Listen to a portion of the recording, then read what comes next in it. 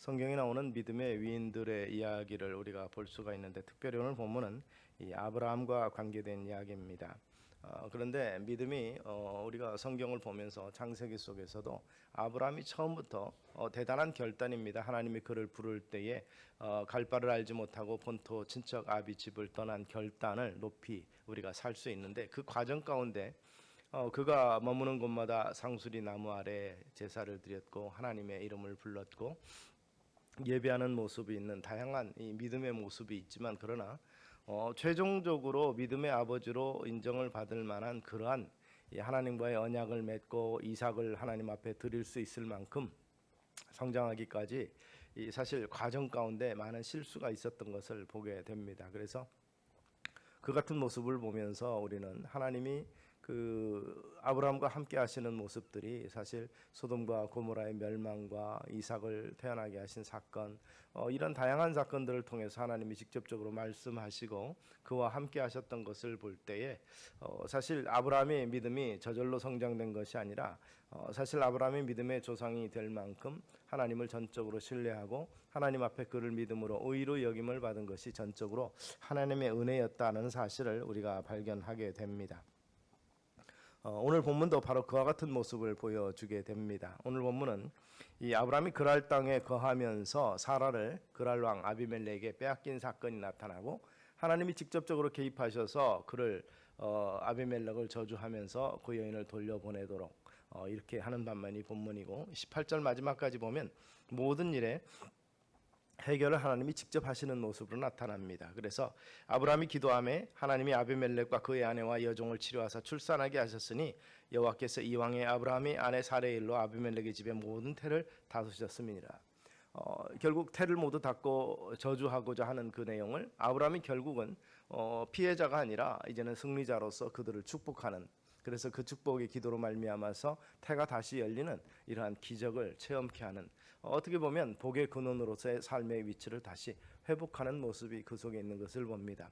사실 우리는 바로 그런 면에서 우리를 하나님의 자녀, 하나님의 백성 또는 하나님의 은혜 가운데서 복의 근원으로 우리를 세웠다는 사실을 우리가 기억하면서, 그렇게 되기 위해서 우리의 믿음의 성장이 필요하고 결단이 필요하다는 사실을 우리가 기억하시되, 가장 근본적인 문제는 말씀드렸던 것처럼 그 모든 과정이 하나님의 은혜라는 사실을 잊지 않게 되기를 바랍니다. 그래서 오늘 이 아브라함의 오늘 본문 사건을 통해서 우리가 같이 은혜 나누고자 하는 것은 바로 이런 면에서 믿음의 성장 가운데 하나님의 은혜가 주권적으로 작동을 하게 되고, 그리고 순종하고 또 그 은혜를 따라가게 될 때 결국 궁극적으로는 복의 근원이 돼서 그 영향력을 행사할 수 있는 하나님의 거룩한 백성으로서의 삶의 위치가 될 줄로 우리가 믿는 것입니다. 그래서 우리도 그런 차원에서의 성숙을 꾀하고, 그리고 뭔가 달라지는 변화가 있는, 우리만 변화되는 것이 아니라 세상을 변화시킬 수 있는 그 같은 능력의 믿음의 소유자들이 다 되시기를 주의 이름으로 축원합니다. 오늘 본문과 비슷한 내용이 창세기 12장에도 나타납니다.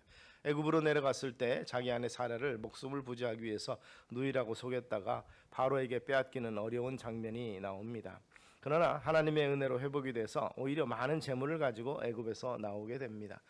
똑같은 사건을 장소만 다르지 계속 경험하는데, 아브라함은 결국 그 인간적인 방법을 통해서 그 위기를 극복하려고 하는 모습을 보게 되죠. 애굽에서 하나님의 전능하심을 통해서 분명히 하나님의 보호하심을 체험했다면, 이 그랄 왕 아비멜렉과도 같이 그 믿음의 위치에 설 수 있어야 될 텐데, 똑같이 자기 누이라 하고 결국 인간적인 방법으로, 그 당시 우리는 이렇게 생각할 수 있습니다. 그 당시 왕의 권력들, 거기에 거류민, 말하자면 그 이동하면서 결국 떠도는 자로서의 아브라함이 큰 나라를 이루지도 못한 상태에서 어떻게 저항할 수 있겠느냐 생각을 합니다. 첫 번째는 우리가 인간적인 생각을 가지고 애굽에 내려가서는 그럴 수도 있습니다. 애굽은 당시에 큰 문명이 있는 강대국이었죠. 사실 그랄 왕 아비멜렉은 애굽의 바로에 비하면 굉장히 작은 나라의 왕입니다. 물론 그 횡포함이라든지 그런 것들 보면, 잔인한 이런 것들을 보면 우리가 크게 다르지 않다 생각할 수도 있지만, 어찌됐든 그런 면에서 이 일국의 국가의 왕으로서 결국 자기 권력을 가지고 다른 사람의 모든 것들을 취할 수 있는 권력자라는 것이죠. 그 권력자 앞에 서게 될 때 전능하신 하나님의 신뢰를 받고 있고 그 하나님의 도우심을 받고 있는 아브라함이 오히려 지극히 인간적인 방법을 통해서 그것을 피해가고 해결하고자 하는 노력이 있었다는 사실이고, 그것이 오히려 스스로에게 부끄러움이 되고 그 그랄 왕 아비멜렉에게는 큰 피해를 주게 된 사건임을 우리가 보게 됩니다. 결국 우리가 진리 안에 바로 서지 못하고 믿음에서 담대하지 못하게 될 때 우리 또한 부끄러움을 당하게 되고, 우리 또한 곤란에 처하게 되면서 또한 우리 주변에 있는 많은 사람들에게 결국 하나님의 진노가 가게 되는, 결국 하나님의 거룩한 섭리를 어기게 되는 일 때문에 그들에게 진노가 가게 되는 모습을 보게 됩니다. 즉 복의 근원으로서의 삶은 살지 못하고 오히려 피해를 주는 삶이 되는 것이, 우리가 자칫 잘못하면 우리가 넘어지게 될 경우 진리에 바로 서지 못하면 그러한 영향력이 없는 모습이 된다는 사실을 우리가 기억하면서 아브라함의 경험을 우리가 돌아볼 수 있게 되기를 소망합니다. 아브라함이 결국 그랄 왕 아비멜렉에게 그의 부하들이 와서 사라를 데려갈 때 진실로 말하지 못하고 누이라고 말했던 그 사건으로 인해서 결국 이 아비멜렉은 하나님 앞에 변명할 거리를 찾죠. 나는 진심으로 했습니다. 정말 몰랐습니다. 이렇게 말하면서 결국 하나님께서 중간에 한 것, 우리가 이 속에서 보면 고대 근동에서의 권력자들의, 어떻게 보면 힘 있는 자들의 힘이 곧 법인 그러한 세상을 볼 수 있지만, 또 한편으로 우리가 볼 수 있는 것은 하나님이 그렇다면 사라를 그토록 보호하고 아브라함의 가정을 보호하신 이유가 어디 있느냐 이 말이죠. 하나님의 거룩한 구속의 역사를 위해서, 그러니까 단순히 한 여인을 취한 것이 아니고 하나님의 거룩한 구속의 역사를 방해하는 일이 되는, 즉 사단의 역사가 되기 때문에 하나님께서는 그 가문을, 그 나라를 저주를 하셔서 온 나라에 태가 닥치게 만드신 것입니다. 그러니까 하나님이 그 여인 취한 거 가지고 요즘에야 이런 부분에 대해서 좀 가볍게 생각하지만, 그러나 하나님께서는 이 사라를 통해서 이 그리스도를 오게 하는 이 거룩한 구속의 역사의 족보 속에서의 중요한 위치를 차지하고 있는, 이 말하자면 이 만 백성의 어머니로서, 열국의 어머니 사레가 아닌 사라로서의 삶을 살아가고, 그리고 이삭을 통해서 참으로 온 인류를 축복할 수 있는 역사를 이루도록 하기 위한 하나님께서 예비된 사람이었다는 사실입니다. 그런데 그것을 아비멜렉에 의해서 이것이 훼손이 되게 되면 문제가 되는 거죠. 하나님께서는 그래서 적극적으로 아브라함과 사라를 보호하신 것이 되는 것입니다. 그런 면에서 우리는 한 가지 생각할 것은, 우리의 삶을 살다 보면 그렇게 시련과 어려움이 계속해서 우리에게 닥치게 될 것입니다. 그럼에도 불구하고 우리는 처음에 이 아브라함이 가졌던 믿음의 담대함을 유지할 수 있어야 되겠다는 생각을 해봅니다. 왜냐하면 하나님께서 지키시고 보호하시기 때문에 그렇습니다. 그런데 시간이 갈수록 진리 가운데 바로 서야 되고, 어떻게 보면 영적인 싸움을 계속해야 될 우리 성도들이 현대로 넘어오면서 사실 이런 부분이 매우 약화된 모습이 아닌가 생각을 해봅니다. 옛날에 복음 전도자 한 분은 자기 자녀들을 새학기 때는 파송식을 합니다. 그래서 무슨 소리라는가 그랬더니 결국 아이가 새로운 학기를 맞이하면서 새로운 친구들을 사귀고 새로운 반의 분위기 속에 적응할 때 그들 가운데로 결국 그 아들과 딸을 파송한다는 거죠. 복음의 전도자로서, 하나님의 거룩한 사자로서의 파송하고, 그들 가운데서 복음을 전하는 믿음의 승리자가 되도록 하기 위해서 예배를 드려준다는 거죠. 가정 예배를. 이거 그냥 가만히 우리가 생각하고 독특하다, 별나다 이렇게 생각할 일이 아닙니다. 요즘 우리 어떻습니까? 새학기 되면 부모들의 걱정이 태산 같아요. 혹시라도 내 아이가 학폭이나 당하거나 외면당하거나 문제가 되지 않을까 걱정하고, 그런 일에 절대 엮이지 말고, 또 부모들은 그런 생각을 합니다. 피해 당하지 않을 것만 생각하지 내 아이가 가해자가 될 건 생각도 못해요. 그래서 남을 괴롭히지 말라, 이런 거 가르치지 않습니다. 그저 피하고 웬만하면 잘 사귀어라, 사람들과의 관계를 좋게 가져라, 이렇게만 생각을 하는 거죠. 그런데 가까운 일본만 해도 아이들이 처음에 학교에 들어가게 되면 강조하는 바가 우리와는 좀 다릅니다. 자신을 위해서 뭔가를 하도록 하는 게 아니라 공동체에 적응하도록 하기 위해서 질서를 잘 지켜라, 남을 배려해라, 그리고 남에게 싫은 일을 하게 하지 말라, 이런 것들을 가르치는 것이 사실 그들의 문화입니다. 물론 우리와 좀 다른 부분이 있지만 우리는 너무 우리 자녀들을 금쪽이로 키우는 모습이 아닌가 생각을 합니다. 물론 진리 안에서 우리는 사실 자녀들은 하나님의 고귀한 존재요, 금쪽이 같이 자랄 수 있는 복된 존재긴 합니다만, 그러나 내 자식만 귀하고 그리고 어떤 피해 당하지 않는 선에서만 머무르는 것이 아니라 거룩한 영향력을 끼치는 하나님의 거룩한 자녀로서 자라갈 수 있도록 담대하게 그들의 진리 가운데 할 수 있도록 해야 되는데, 우리의 목표가 어떻습니까? 진리 안에서 바로 자라는 신실한 자녀보다 우리에게 지금 필요한 건 뭡니까? 이 아이가 커서 뭐가 될 것이냐 이 말이죠. 어떻게 살아가면서 인생에 대해서 어떻게 담대하게 세상 속에서 승리하는 자로, 어떻게 보면 세속적인 모습으로서 성공하는 자로 키울 것인가. 그래서 1차적인 목표가 대학 진학. 아이들에게, 청년들에게 이렇게 물어보니까 그런 얘기를 해요. 쟤는 뭘 하고 싶더니 이렇게 물어보니까는 애들이 그런 게, 우리 목표에 그냥 이래요. 그리고 나서 아니 구체적인 뭔가 있을 거 아니야. 대학 가는 거죠 뭐. 그러니까 대학에 가서 뭘 전공하고 뭘 꿈을 갖는가 하는 아이들에 대한 이 비전이 그렇게 많지가 않아요. 지금 당장에는 뭘 할 것인가에 대한 그게 비전이 서 있지 않는 아이들이, 청소년들이 대부분이고, 청년도 마찬가지입니다. 대학에 진학해서 공부를 하고 있는데, 그래서 고민하는 거예요. 진학한 다음에 고민을 하는 거예요. 앞으로 어떻게 해야 될 건가? 이 전공을 이대로 가지고 나가도 될 건가? 그래서 사실 대학을 졸업하고도 실질적인 기능이 필요한 기능사 자격이라든지 그런 걸 위해서 전문학교를 다시 가게 되고 다른 이 코스웍을 하게 되는 그러한 모습들이죠. 한동안 여러 가지 스펙을 누리기 위해서 다양한 이 이력을 갖추고 이 자격증을 취득하는 일들이 많이 있었는데, 이제는 또 그것도 또 시들해졌다고 그래요. 그 스펙이 많고 자격증 많다고 그래서 취직되는 거는 아니더라는 거죠. 그들의 얘기는 뭐냐면 좌절이라는 거예요. 부모들의 영향력이 없으면, 돈 없으면, 또 사회적인 지위가 없으면 사실 쉽지 않다는 것이죠. 어떤 목사님이 자기 딸이 사실 공부를 하고 다양하게 그렇게 했는데도 자리가 없는데, 결혼하고 나서 갑자기 교수 자리로, 음악을 전공했는데 교수 자리가 나서 들어갔다는 거죠. 근데 그분이 굉장히 영향력 있는 그 사돈을 가지고 있었습니다. 그 사돈 한마디에 결국 간단하게 채용이 되는데, 많은 이력서를 내고 그렇게 했는데도 불구하고, 학교가 좋은데도 불구하고, 좋은 학교를 나오고 유학까지 갔다 왔는데도 이 자리가 쉽게 나지 않은데, 쉽게 결혼하고 나서 바로 그런 일이 있었다 그러면서 참 한숨을 푹 쉬어요. 딸을 위해서는 참 좋은 일인데 사회가 이렇게 돼서야 되겠는가 하는 그런 안타까움이 있다는 거죠. 그러면서 부모이기 때문에 어쩔 수 없었다라는 그런 부분에 대해서 사실 부탁을 안 하는 건 아닌데, 이제는 내 손을 벗어나 자기들이 사는 건데, 그 사돈이 그런 면에서는 자리를 영향력을 행사를 했다는 사실을 알고 나서 허망했다라는 생각을 그렇게 합니다.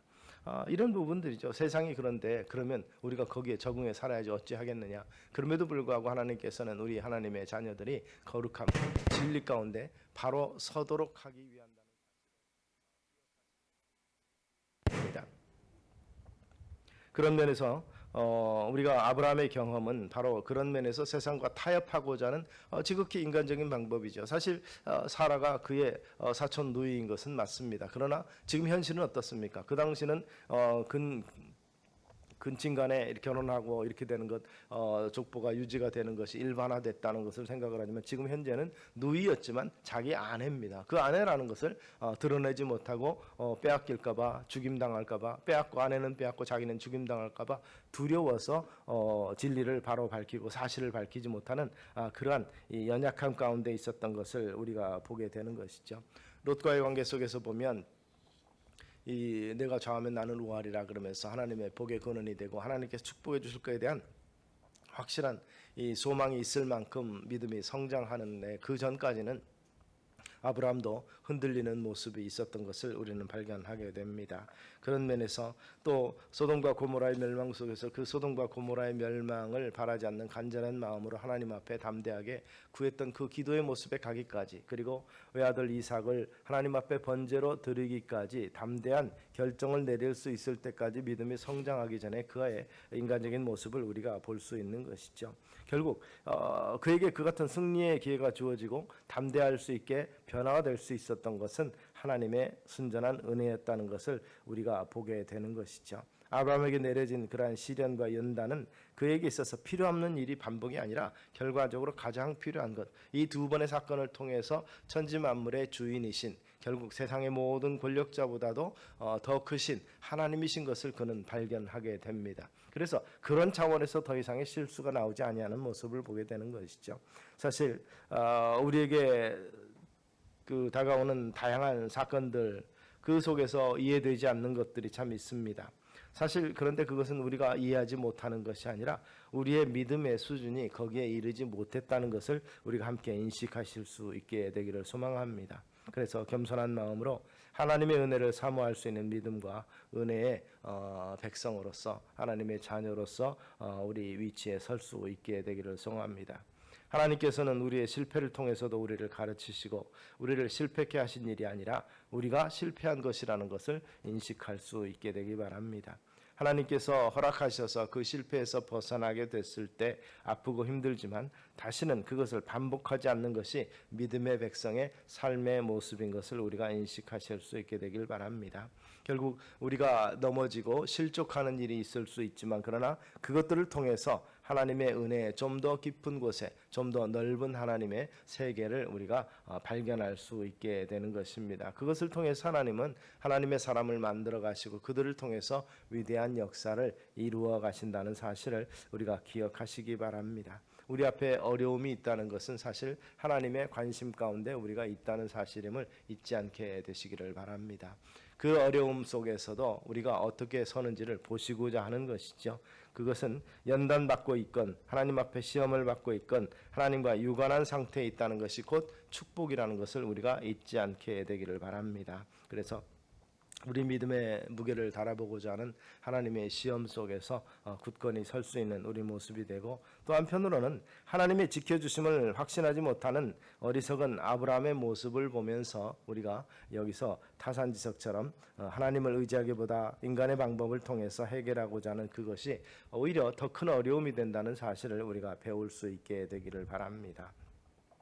누구나 자기의 부족한 모습으로 낙심하지 말고 다시 일어나서 하나님의 은혜를 향해서 다시 시작하는 분명한 마음의 결단이 우리에게 필요합니다. 결국 우리가 하나님의 거룩한 백성으로서 완성될 때까지 하나님의 도우심이 절대적으로 필요하고, 그리고 하나님의 인도하심이 항상 있다는 것, 우리의 누추함과 부족함을 결코 보시고 그것 때문에 포기하지 아니하시는 하나님의 긍휼이 있다는 사실을 우리가 기억하실 수 있게 되기 바랍니다. 우리는 삼손이라는 지도자를 보게 됩니다. 그에게 주어지는 놀라운 능력이 있었습니다. 물론 그의 능력을 가지고 이스라엘을 위해서 일한 것처럼 보여지지만 그는 굉장히 그 변화무쌍한 감정적인 기복을 가지고서 블레셋을 대하고, 사실은 자기 기분에 따라서 블레셋을 응징한 모습을 볼 수 있습니다. 왜냐하면 그게 행동한 것으로 인해서 오히려 이스라엘에 더 큰 피해가 입었던 것을 볼 수가 있는 거죠. 그가 말썽을 일으키고 문제를 일으킴으로 말미암아서 블레셋이 오히려 이스라엘을 핍박하는 원인이 되어버린 것을 볼 수가 있습니다. 그러나 그 같은 모습을 통해서도 마지막은 어떻습니까? 이번 한 번만 내게 힘을 더 달라, 긍휼과 은혜를 베풀어 달라 해서 그가 마지막에 블레셋의 다곤 신당을 무너뜨린 사건으로 인해서 그가 살아있을 때 죽인 블레셋의 병사의 수보다 훨씬 더 많은 블레셋이 결국 죽음을 당했고, 그의 귀족들과 다 이 높은 자들이 함께 멸망함으로 말미암아서 당분간 블레셋이 이스라엘을 쳐들어오고 괴롭힐 만한 여력이 없어진 사건. 그래서 삼손 이후에 굉장한 지속적인 평화가 이스라엘 속에 있었던 사건을 우리는 보게 되는 것이죠. 하나님께서 마지막으로 힘을 주시고 은혜를 주신 사건, 바로 그 같은 사건은 하나님께서 자기 백성을 사랑하시고 또 그들을 통해서 역사를 이루어가는, 그래서 이 순간의 회개와 결단을 통해서 히브리서 11장에 나타나는 믿음의 사람의 열전에 오를 수 있는 믿음의 조상의 반열에 들 수 있었던 삼손이었음을 우리는 기억하시고, 어떤 순간도 좌절하지 않고 하나님의 능력과 은혜 가운데서 끝까지 나아갈 수 있게 되기를 바랍니다. 우리를 향하신 하나님의 최종적인 의도가 어디 있는가? 하나님의 사람으로 온전케 하기 위함이고 하나님의 거룩한 일을 담당케 하기 위함이라는 사실을 위해서, 그것을 위해서 우리를 긍휼히 여기시고 우리에게 또 기회를 주시는 것을 늘 기억하시기를 바랍니다. 하나님의 섭리 안에 있는 것, 하나님의 손 안에 있는 것이 가장 큰 축복이며 은혜라는 것이죠. 그래서 하나님은 그 섭리대로 운행해 나가시는 분이신 것을 우리가 생각해보고, 마지막으로는 바로 그런 면에서 이 하나님의 사람들의 영향력이죠. 하나님께서 아브라함에게 복을 주심으로 그를 보호하신 것으로 끝나는 것이 아니라 그랄 왕 아비멜렉에게도 은혜를 주는 거죠.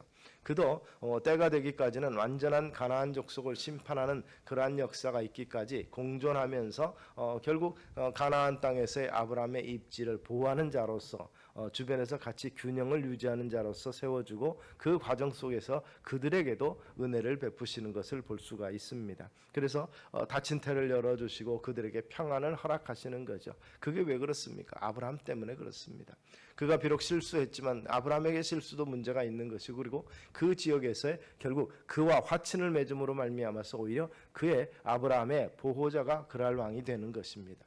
하나님의 거룩한 역사를 체험했기 때문에 두렵고 떨림 속에서 하나님의 사람이며 선지자인 아브라함, 그 아브라함에게 빌어서 아브라함이 기도함으로 그들의 모든 닫힌 태가 열려지고 하나님의 거룩한 은총이 주어졌다는 것을 실전적으로 체험한 사람이 바로 아비멜렉 아닙니까? 그렇기 때문에 그를 보호하는 자가 된 것입니다.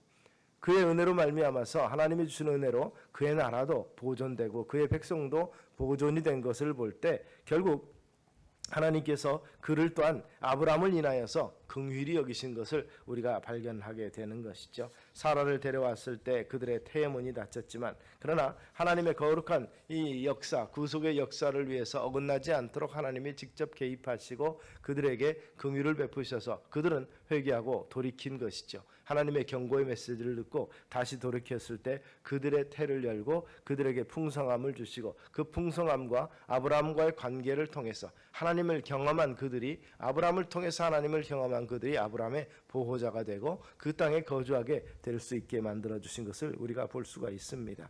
사실 우리의 사소한 잘못이 때로는 우리의 삶의 자체에도 어려움을 끼칠 수 있지만, 그러나 우리의 영적인 무지의 소산을 통해서 주변에 오히려 불편함을 끼치고 하나님께로 나아오는 그들에게 결국 길을 막는 모습이 되는 이러한 성도의 삶이 되지 않기를 소망합니다. 그래서 하나님의 어떤 일을 이루고자 하는 하나님의 거룩한 계획에 방해가 되지 않는 우리의 모습 되기를 소망합니다. 하나님의 사랑과 자비를 알 때 하나님의 사랑을 위한 그 사랑 때문에 베풀어지는 진노, 바로 이 같은 하나님의 거룩한 이 매질하시는 역사죠.